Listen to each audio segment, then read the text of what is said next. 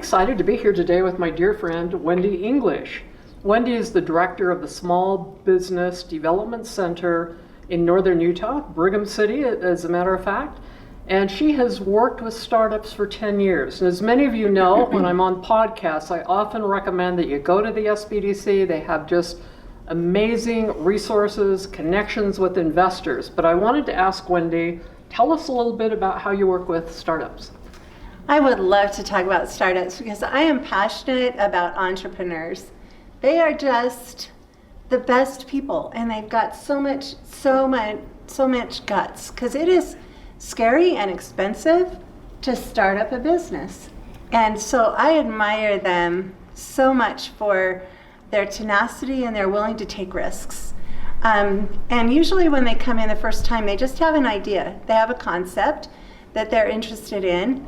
And so we go through that, and we do some market research, a feasibility plan to see if what they're proposing is even going to do it in the marketplace. Because I believe if it's not going to work, get out. Don't spend money on something that's not going to work. And you probably see that all the time. Yes. So right at first, we do a feasibility study, we do a market analysis, we do a lot of background work before I even want them to start their business. And once that's done, then I help them with the business plan, I help them get their bank funding or funding from other places. There's lots of funding from other places. And then we start working on their marketing plan, just everything that would be in a business plan we go through, and we get them started. And then I check on them. They're supposed to come in every 2 weeks or every month, and we see where they're doing. And it's good because a lot of my clients, after a couple of months, we realize they have to pivot.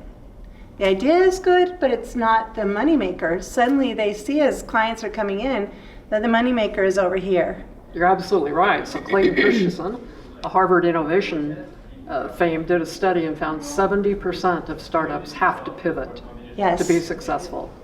But you know, I know you've probably seen this. So many are unwilling. Yes. They're unwilling to pivot because they're sure that their initial idea or what they're doing is the best thing ever. And so when I try and talk them into pivoting or looking at a different direction, sometimes I won't ever see them again.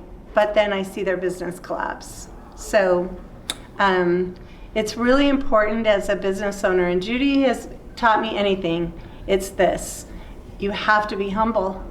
Oh. You have to be humble. You have to be willing to say, okay, you're right, I need to pivot.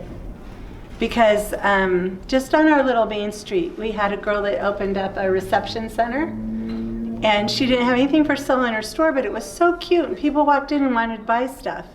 And she had a few cans of tea that she was selling, and I said, well, you're not selling anything, and people want to buy from you. And she was like, yeah, I know, I don't know what to do. And I said, well, start selling tea. And she was like, in Brigham City, Utah, are you kidding?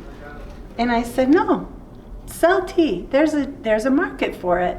If you do it right, there's a market for it. So she totally pivoted. We changed the layout of her store and made it a tea shop, and in the back end is a tea room. And she is killing it. Killing it. But just down the street, I made a suggestion to a girl about bringing in some different kind of product and maybe opening up a little green drink place where people could sit down and stuff, and unwilling and going out of business. And she was doing fine. She was growing, and she was doing fine, but I think she would have grown faster if she had been willing to just kind of look outside the box a little bit.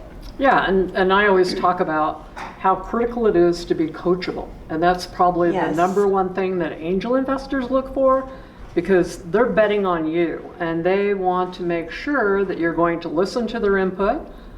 They usually have the gray hair, they've had a successful exit. Yes. So being coachable is absolutely critical. So where do people find the SBDCs?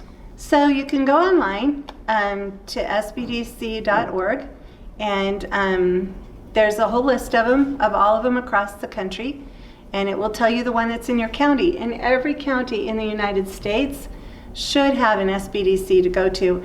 And I really encourage you to use it. It's a free service. It Yeah. doesn't cost any money. And if you're working with a counselor and you don't feel like he or she is meeting your needs, there are tons of other ones that could help you. I send some up to Mike. I'm in a little community called Logan up the hill here.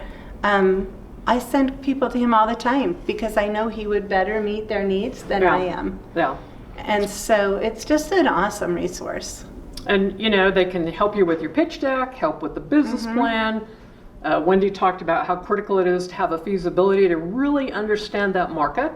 And I often quote Paul Graham of Y Combinator, who said there's only 2 reasons a startup fails. Number 1 is lack of a customer. Number 2 is lack of funding.